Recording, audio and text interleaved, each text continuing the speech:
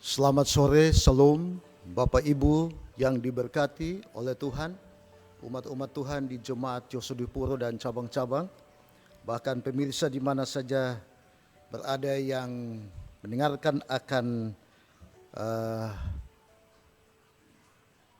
ringkasan pelajaran sekolah Sabat kita pada hari ini, hari Jumat tanggal 10 November 2023. Sebelum kita mendengarkan akan firman Tuhan, kita bersatu di dalam doa. Bapa di sorga, kami sangat membutuhkan kuasa Roh Kudus boleh menuntun kami, sehingga kami boleh terhubung, kami boleh terikat dengan Kristus melalui firman Tuhan, sehingga hidup kami boleh berkenan dan menghidupkan akan misi Yesus. Terpujilah nama Tuhan, di dalam nama Yesus kami berdoa. Amin.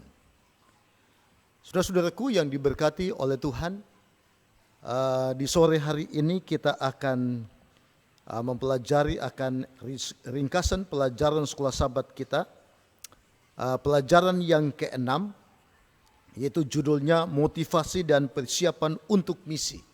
Dan di hari Jumat tanggal 10 November saya akan berikan kesimpulan atau beberapa poin sesuai dengan pelajaran sekolah Sabat kita pada hari Jumat.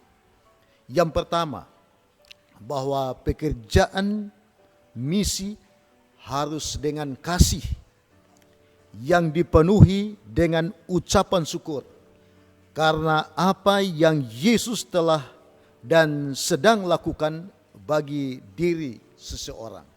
Jadi motif lain apapun pasti keliru dan tidak sesuai dengan apa yang dikehendaki oleh Tuhan.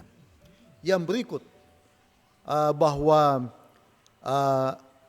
kita harus menyembunyikan atau membenamkan diri dalam firman dan hidup sejalan dengan firman Allah.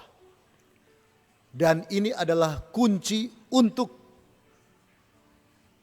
penjangkauan dan pekerjaan Injil boleh berhasil dan boleh sukses. Jadi kita harus menyembunyikan akan diri kita. Kita harus membenamkan akan diri kita sehingga firman Allah yang harus ditinggikan, Yesus yang harus ditonjolkan. Dan yang ketiga, yang berikut, bahwa kehidupan seseorang atau kehidupan orang Kristen harus diikat dengan kehidupan Kristus. Bila mana Bapak Ibu membaca di dalam tulisan daripada Nyonya White, Membina Kehidupan Abadi, halaman 96, ya.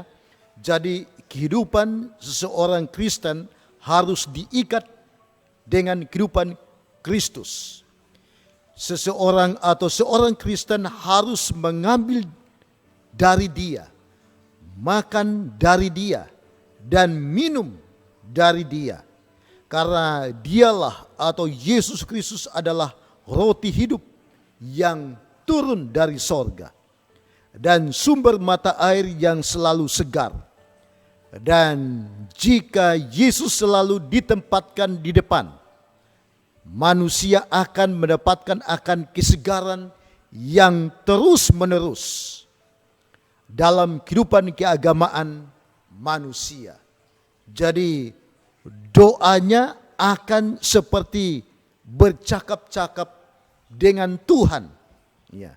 Dan Tuhan akan memberitahukan akan rahasia-rahasianya kepada saudara dan saya sebagai manusia yang penuh dengan dosa. Jadi hidup kita harus terikat, harus melekat, dan jangan melepaskan akan diri kita dengan Kristus. Harus menyatu.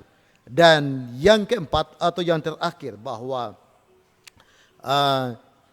tidak ada pertumbuhan atau kita tidak akan menghasilkan akan buah dalam kehidupan bila mana hidup kita berpusat kepada diri kita sendiri. Tidak akan ada buah di sana. Jadi jika seseorang telah menerima Kristus sebagai juru selamat pribadi, dia harus melupakan akan diri dan berusaha untuk menolong sesama atau menolong orang lain. Dan kita bisa membaca di dalam Membina Kehidupan Abadi halaman yang ke-46.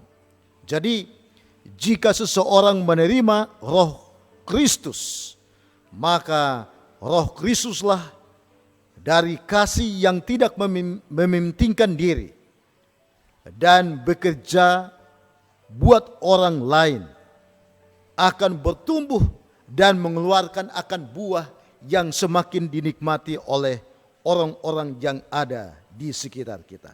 Jadi motivasi dan persiapan untuk misi bila mana kita menyerahkan akan hidup kita, sehingga hidup kita semakin dituntun oleh kuasa Roh Kudus, sehingga kita akan menjadi berkat, kita akan menjadi buah yang boleh dinikmati oleh banyak orang. Biarlah mulai pelajaran sekolah sahabat kita sepanjang minggu ini, khususnya di hari Jumat, boleh menjadi motivasi bagi kita agar kita selalu erat dan selalu setia dan selalu melekat kepada Kristus. Kiranya firman Tuhan dapat menolong kita agar kita semakin berbuah dan dinikmati oleh orang-orang yang ada di sekitar kita. Terima kasih, kiranya Tuhan memberkati kita semua. Amin.